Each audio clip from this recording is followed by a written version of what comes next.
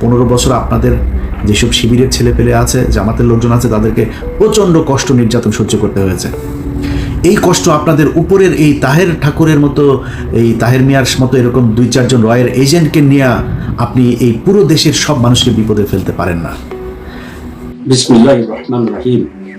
বিশিষ্ট ইউটিউবার জনাব ইলিয়াস হোসেন বিদেশ থেকে ইউটিউবের মাধ্যমে এই জাতির বিভিন্ন ক্রান্তিকালে উল্লেখযোগ্য ভূমিকা পালন করেছেন, সেই জন্য আমি তাকে ধন্যবাদ জানাই। এবং তিনি একজন অত্যন্ত জনপ্রিয় ইউটিউবার, সেই জন্য আমি তার প্রশংসা করি।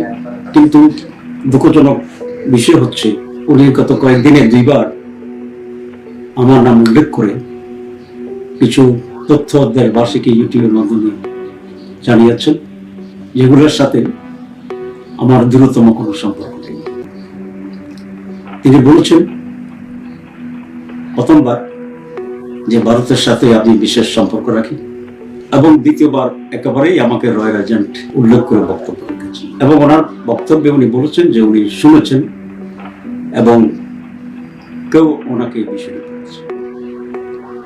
ওনার মতো একটা গুরুত্বপূর্ণ ব্যক্তি, তার যেখানে মিলিয়নস অফ পিপল, তার দর্শক আছে, শ্রোতা আছে, সেখানে কোনো বক্তব্য দেওয়ার আগে ওনার বিষয়টি যাচাই বাছাই করার দরকার ছিল বলে আমি বিশ্বাস করি। কেউ কিছু একটা বলেছে আর তদন্ত বা যাচাই বাছাই না করে উনি ইউটিউবে প্রচার করে দেবেন, এটি সমীচীন নয় বলে আমি মনে করি, এবং এতে করে সত্যের অপলাপ হইতে পারে।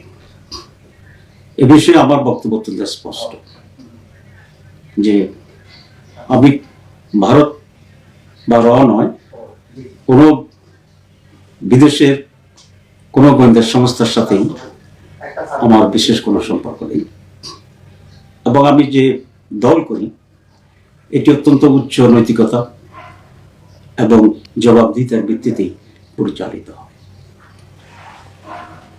উনি জামাত ইসলামীকে তদন্ত করার কথা বলেছেন।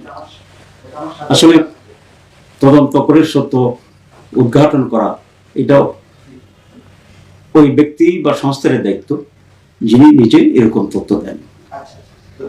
আমি আশা করি বিষয়টি উনি খতিয়ে দেখবেন, এবং যদি তিনি সুস্পষ্ট কোনো প্রমাণ না পান, তাহলে বিষয়টি যে উনি সঠিক বলেননি সেটা ওনার ইউটিউবের মাধ্যমে উনি ওনার শ্রোতাদেরকে এবং জাতিকে জানাবেন।